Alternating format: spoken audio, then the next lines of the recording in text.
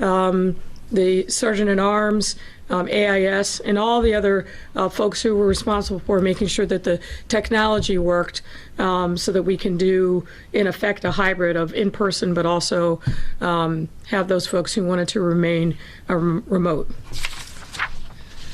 Today, 3 ordinances were passed in City Council session that will ensure the safety and success of our residents long after this pandemic is over. First and foremost, City Council passed an amendment to the Affordable Requirements Ordinance, and you heard a lot about that in comments from the members of the body. Now redesigned with an even more of an emphasis on equity and addressing our city's systematic patterns of segregation. This ordinance will expand off-site options that target our most vulnerable residents for affordable housing, while also focusing on anti-displacement measures that will allow longtime residents to remain in the communities they call home to see and reap the benefits of redevelopment initiatives. This revised ordinance will also put our city back on the right track toward reversing the effects of segregation by requiring that residential developments that receive a zoning change, city financial assistance, or involve city-owned land to provide a percentage of units at affordable prices, and increasing the percentage of affordable housing units in residential developments that are downtown, in neighborhoods with low current levels of affordable housing, and in neighborhoods facing displacement of low-income residents from 10 to 20%. The unfortunate reality is that our city has a dark history of racial segregation, and that history continues to reverberate today. As city leaders, it's up to us to address its modern-day manifestations. That's why this revised ordinance, is the result of an 18-month process that began in October of 2019 with a public call for applicants for an inclusionary housing task force, which published its results in September of 2020.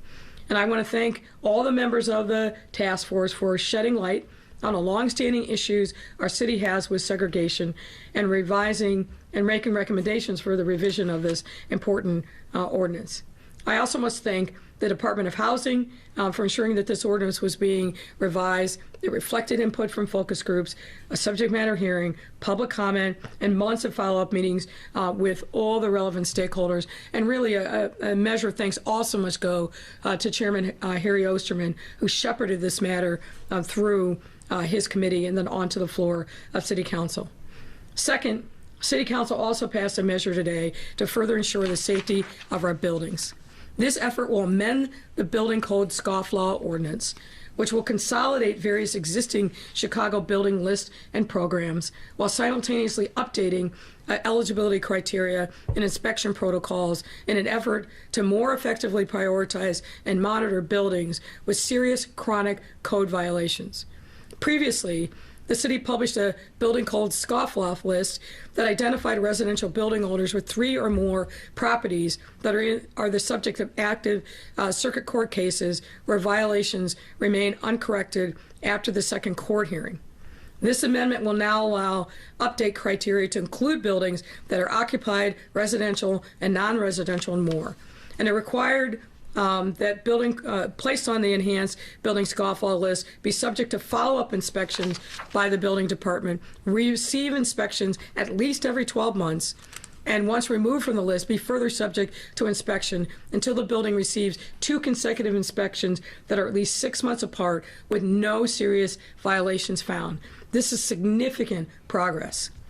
Also ensuring that those who violate our building codes will be held accountable for their actions until they take the necessary steps to keep our residents safe under their roofs. And last but not least, City Council took another step to protect our residents by passing the vaccine anti-retaliation ordinance, which goes into effect immediately. You recall that we enacted other protections for workers who were fearful that if they were sick and heeded public health advice to stay home, that they would be retaliated against by their employers. This is another step down that same path, which is making sure that employers will allow their employees to get vaccinated during a work shift if they so choose without facing any form of retaliation. Additionally, any employer that requires their workers to get vaccine must compensate those workers for the time taken up to 4 hours per shift. Any employer who violates this ordinance will face consequences such as fines between $1,000 and $5,000. And through civil action, workers may either be reinstated to the same position they held before or an equivalent position. It goes without saying that our workers have played a tremendous role in keeping our city up and running for the past year, many at great sacrifice to themselves and their families. And now, especially with our recent shift into phase 2, their workplace is the last place they should face barriers to stepping up and doing their part to protect Chicago by getting the life-saving vaccine. Once again, I want to give a special shout out and thank you to the Protecting Workers Working Group, which I stood up last fall, for their tireless efforts, not only to protect and support our workers during the pandemic, but all the other things that have really good things that have come out of that group. So with that, I will stop and happy to take your questions. Who's first? Greg. There's quite a few people here, so make sure we have the mic and one question and follow-up. Mayor, Alderman Taliaferro introduced an ordinance today that would expand digital billboards and use the money on private land to pay for police department psychologists. Have you had a chance to review this, and what are your thoughts? No, I'm not familiar with it, so I don't have an opinion at this point. In the back of the room. Good afternoon, Mayor. David Palomino for Univision. Can you please give us your comments about the basic income plan proposed by Alderman Villegas? I haven't had a chance to study his particular plan. This is something that I think a lot of folks are interested in, but fundamentally what we need to do is make sure, in my view, that people have access to good paying jobs, that they can sustain themselves and their families.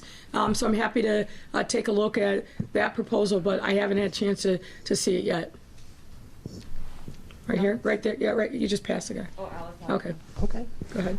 Hi, Mayor. On ARO, a number of aldermen did vote against it, some because they said because it didn't have, they said the strong enough inclusion requirements for family size units. Others, like Alderman Riley, said he was worried it would put a damper on development downtown. Could you address either of those points? I think those were all addressed during committee debate, and the ordinance passed out of committee. I think it was 15-3 and passed on the floor today, so we move forward. Madam Mayor, Patrick Elwood, WGN-TV. Relevant to the Chauvin verdicts yesterday, what message do you believe that sends to society at large, and specifically police officers? Great question. Well, first of all, it's impossible for me not to view that case through the lens of being a former prosecutor. I thought that Attorney General Ellison and his team put on a very compelling case. Literally from the very first witness that as I recall, was the 911 dispatcher who tuned in and saw what was happening with a camera that was near Cup Foods and had, I think, the right instinct that something didn't seem right, so much so that she reached out to a sergeant to intervene. And really, that first witness, which is always important in a trial, I think captured the jury's imagination, really set the tone for, in my personal view, was overwhelming evidence of guilt. The fact that the jury came back so quickly after having been instructed by the judge, I think underscores their belief that the evidence was also overwhelming beyond a reasonable doubt as to all three counts. What I think is important, because as you know, it is very rare in the U.S. for a police officer to be found guilty of criminal conduct for on-duty activities. But from the very beginning of us knowing about what happened that fateful day in Minneapolis, and certainly seeing the horrifying video of George Floyd dying, his body fluids spilling onto the pavement, and now former Officer Chauvin seeming to lean in just a little bit more on his neck. I read one of the most disturbing accounts by a doctor of what George Floyd would have been experiencing in those moments. I won't repeat it, But I will just say it's just haunting, thinking about somebody dying in such a horrifying way. And for what? An allegation of a $20 counterfeit bill? So I think justice was served yesterday. It's in some ways cold comfort to the Floyd family and to the people who knew and loved George Floyd. But in our system of justice, there absolutely must be accountability. And that jury believed the same thing. The jury of his peers judged Derek Chauvin and found him guilty of committing a criminal act of murder against George Floyd. And I believe that that was absolutely the only reasonable verdict that could be returned based upon the evidence presented in that case. You ask a question about what message it sends to officers. Well, obviously, I think it's a cautionary tale. We need all of us in every department across this country.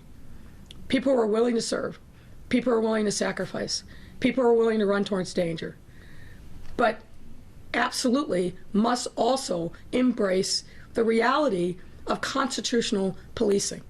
And that starts with building authentic relationships with the communities they are sworn to serve and protect. Never, never forgetting all of us as public servants, and particularly police officers, work for the people. The people are our bosses. The people have a right to hold us accountable. I think in the almost year since the horrible murder of George Floyd, there's been a lot of conversation, and rightfully so, about systemic racism and about how that manifests itself in policing. There's a lot more that we need to address, and particularly here in this city, but also across the country. And as a nation, we have to grapple with how it is that racism imbues way too many of our organizations. And you've heard me say this before, and I'll end with this. I think each of us, particularly leaders, whether in public or private life, has to ask ourselves, what are we doing in our institutions to make sure that we are addressing the systemic racism that has been baked into many of our institutions from their inception and just reiterated and deepened over the centuries and decades. And I think this gives us an important opportunity to reflect on that. But I think for today, what I feel like is we have to say the system, this part of the system worked.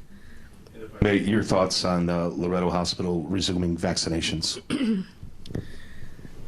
Well, as you know, I was deeply disappointed with the way in which Loretto Hospital handled this precious vaccine. Every single provider who has the privilege of getting vaccine has a responsibility to make sure that that vaccine is used for the intended purpose. That clearly didn't happen with Loretto. And that's why we paused their access to the vaccine. A lot has been done, lots of conversations. CDPH became comfortable that Loretto had first accepted responsibility and apologized for what they did, but also importantly, had put in systems and controls in place to minimize the opportunity for anything like what happened before to happen again.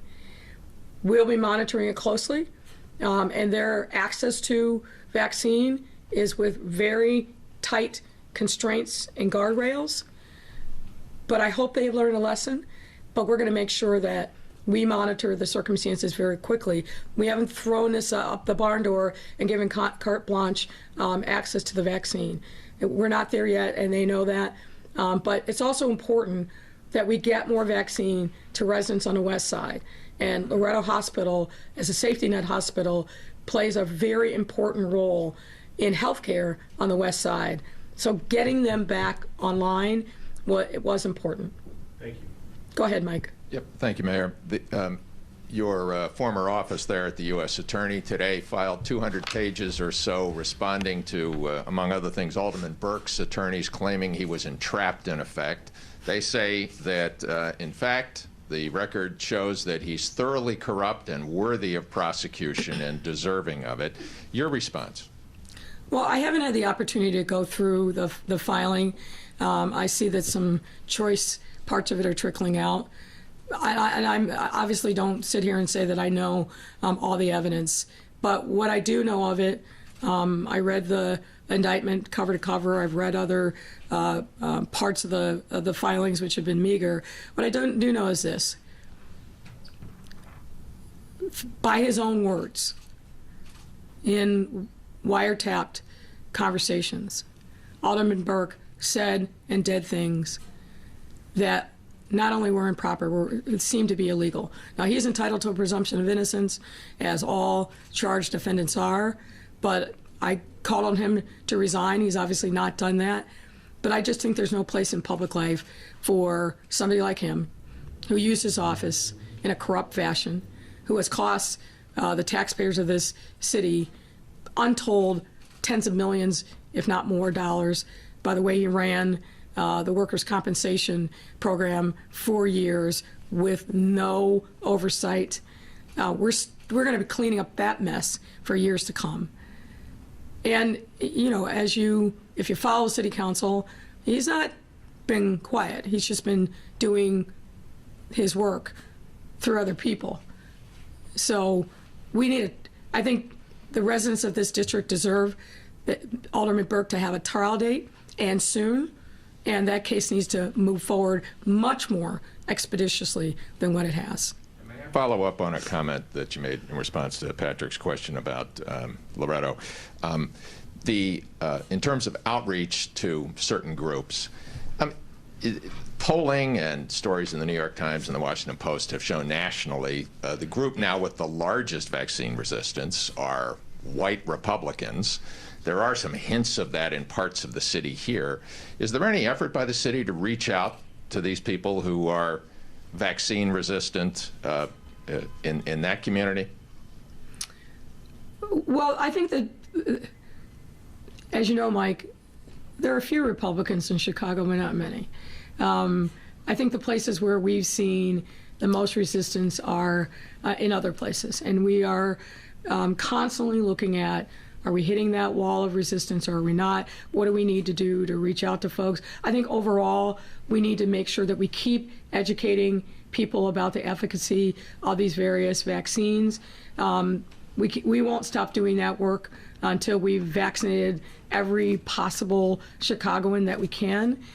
I was on the South Side yesterday talking to some community members about efforts to push more vaccine to areas on the South Side. I'm very concerned. If you look at the most recent data from CDPH, the South Side has the lowest levels of uptake of the virus vaccine, between 12 and 19%, which is very low. And I think what that says is we have more work to do. But we're at about a little over 50% as a city. We should be much higher. For a long time, our problem was getting enough vaccine. That's still an issue. But now I think the really hard work begins anew, which is going to pockets of places on the far north side, down on the far south side, and a couple of other places in between. And it's really got to be about education. And I've heard a lot of stories about folks supposedly on the right who say, I'm never going to take the vaccine. That's a reality. There's some people who just don't take the vaccines of any type. But I think the vast majority of folks, if we reach them and educate them about the safety of the vaccine, and increasingly I think you're going to see, once these vaccines move out of the emergency use authorization period, there are going to be a number of places and employers who start requiring proof of full vaccination in order to access workplaces, venues, and so forth. So we're going to have to think creatively about ways in which we incentivize people to get the vaccine. But fundamentally, I think and I was just on a call this morning with Dr. Arty about this very issue, we've got to dig down and do more education and outreach, because there's still a lot of people who feel like, I can't get it, it's impossible for me to get it, or the vaccine's not safe, and this and this and this consequences will follow. So we've just got to do more to educate people, and I'm confident that we will see our numbers go up exponentially. For the hardcore, no vax, no way, we're probably not going to be able to reach those folks. But I think the vast majority of folks who haven't taken advantage of the opportunity, it's because they've been waiting to see people in their network, what their response is, and it's a lack of education. So that's on us. We accept the challenge, and we're going to move forward. Mayor, you obviously saw the Craig Wall ABC7 case. Didn't know. You saw the. I recognize your shoes. Thank you. You obviously saw or were aware of the demonstration outside, people calling for action on police reform. They're saying you have failed in your promises to bring about reform that you promised in the first 100 days. Where are things with your civilian oversight proposal and your foot pursuit policy? So we are on civilian oversight. I've said this before. We're talking about the most consequential change in policing maybe ever in Chicago. There's a lot of conversations that need to be had. Those conversations are happening. They may not be visible to folks, but I think we're getting close to being ready to provide an alternative proposal for consideration of the City Council. And on foot pursuits, we just got an update on that yesterday. I think there's more work that needs to be done to really go towards focus groups of officers, focus groups of community members, but I want to make sure we get this right so that we strike the right balance. And I've said this before, I think foot pursuits are one of the most dangerous activities that a policeman engages in. Dangerous for them, dangerous for the person pursued, and dangerous for any potential bystanders. And given all the dynamics that are in play when there's a foot pursuit, we have to have a much more balanced approach that strikes the right balance between making sure that people who are engaged in criminal activity don't get away just because they are faster than the police officers chasing them, but also mindful of the fact that we've had shootings and deaths that occur as a result of foot pursuits where the adrenaline's high, officers often get separated from their partners. It's dangerous, it's dark many times. There's a lot of on-the-ground challenges with trying to chase someone with your gun drawn and fearful of what's around the corner.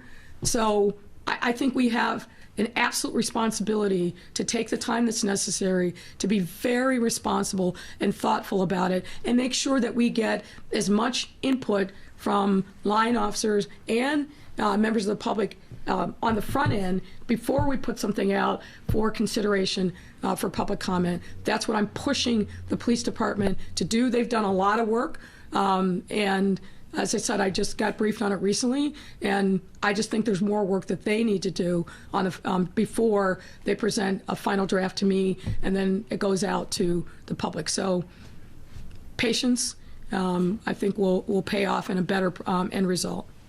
Just to follow up on police, and I hate to even bring up when there are rumors, but you're going to, so go ahead. You put to bed what came up about you over the weekend. Now the rumors are just hot and heavy that David Brown is on his way out.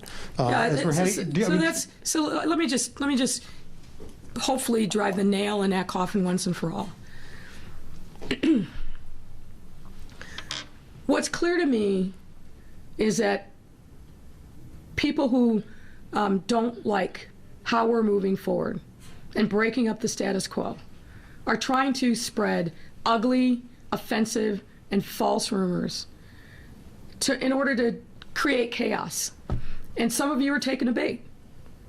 And so one of the things I would just say to you all is ask yourselves, when you see this madness circulating on social media, you don't have to be like fish and bite at every piece of chum that's cast on the water. Some of the stuff that's out there that you guys take as legitimate is outrageous and preposterous on its face.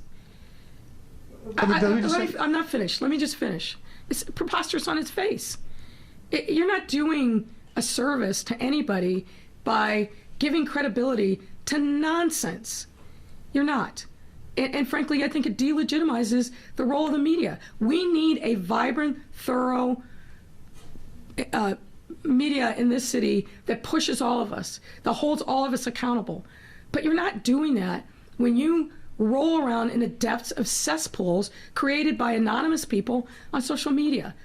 David Brown is the superintendent of this police department today, tomorrow, in the future. Done. We are done. We are done. Thank you. Eric, can you address why he was Hang not on, out Mike, last hang on, week? Mike, we're gonna. Haven't got questions yet. Let's have a little order. We'll come back to you, May. Go ahead, AD. Hi, Mayor. Alderman Wagasbeck's DoorDash ordinance, are you supportive of a continued cap on delivery fees? If so, for how long? So the discussion has been exactly what you just asked, which is how much longer do we need it? I think those discussions are ongoing, and we'll come back with a proposal. Alderman Wagasbeck, obviously, and Alderman Tunney lead that, and I'm going to defer and follow their lead. But there was a reason for this to be in place at the time. I think we're reaching the outer edges of that, but precisely when that will expire remains to be seen, and we'll be working with the aldermen to make that determination. When can we expect to see your proposals for how to spend American Rescue Plan money, the ARP money? As soon as it's ready. Thinking this month? As soon as it's ready. Look, this is a big consequential investment. And I think we owe it to ourselves, we owe it to members of the public to really do an extensive amount of engagement to think about the best way in which we can make investments that are really going to kickstart our economy, really provide meaningful supports to individuals and families that have really been suffering. And the only way we're going to get to the best place is through thoughtful engagement with a range of stakeholders. And we're doing that now, but we're not ready to roll it out. If we did that now, there would be a lot of criticism, and rightfully so, that we hadn't taken the time to be thoughtful and engage our residents and stakeholders. We need to take the time to do that. I don't expect that to be ready for the May council meeting, maybe, but unlikely. But I also believe that this is not going to be, we introduce it, the next day it gets voted out and it's on the city council floor. We owe it to our taxpayers, our residents, to give them full transparency around how we're spending their tax dollars. And I think it's also important, as I said, that there are some very specific needs. Some of those are going to be targeted through monies that come in through the various grants because they're structured similar to the way that the CARES Act was. So monies for, obviously, for public health, for housing, some other investments, transportation. Obviously, there was a tranche of money that went to CPS. But we have some discretionary funds that we have to be thoughtful about how we're going to use them. You've heard me say this before. We spent a lot of time studying what the city did well the last time around with stimulus in 2008, 2009, but also where we can make substantial improvements over what happened in the past. I want to make sure that we don't repeat the mistakes of the past. I want to make sure that we use this money in a fiscally prudent way, but also use it in a way that ordinary Chicagoans are going to feel it, meaning feel like we've done something to improve their quality of life. And there's every suggestion under the sun. There's not an infinite amount of money, but I want to make sure that what we do has great impact, that residents are going to say, our mayor, our city council, they listened, they got it right, and I personally, as a resident of this great city, am the better for it. That's what I'm aiming for, and that's going to take a little more time. All right, we'll go to Heather and then the last one to Mike. So you first said you were going to introduce your own civilian police oversight board back in September. Can you tell me what specifically is taking so long to develop it, and whether you feel an urgency to act in the wake of Adam Toledo's death? And if those discussions aren't taking place with members of the organizations who have been working on this for several years, how can you ensure that there'll be community buy-in for whatever you end up proposing? Say the last part again, Heather. Well, if if these discussions are going on, but they're not going on in public, how can you be sure that whatever gets proposed will have the support of the people who have been working on this going all the way back to 2016? Well, look, and let's be clear, going back to 2016, the Police Accountability Task Force, which I led, set the framework for civilian oversight, right? So let's be clear about that. Discussions are being had. I fully expect that there will be substantive hearings on all the proposals, and members of the Public Safety Committee and eventually City Council will take a vote. It's important that we have outreach from a range of different stakeholders, including those various groups. And to be clear, myself personally and members of my team sat with a range of different stakeholders from community groups over and over and over again for about a year and a half plus. So there's been a lot of engagement. There will continue to be a lot of engagement. They are also very engaged with other stakeholders who are also coming to us. So there's a lot of discussions that are ongoing. Nothing's being done in secret.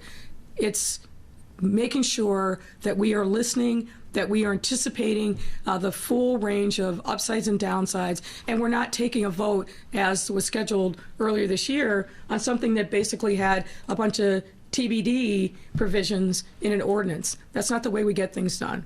I want to make sure that whatever is voted on has been thoroughly vetted by every conceivable stakeholder, that we thought long and hard about the long-term implications, and not, well, let's just get something passed and then we'll clean it up later. That's not, I don't think, a responsible way to govern. So we are taking the time that I think is appropriate to be thoughtful and come up with something, as I said, that's going to be one of the most consequential changes in oversight and policing in a city, maybe ever.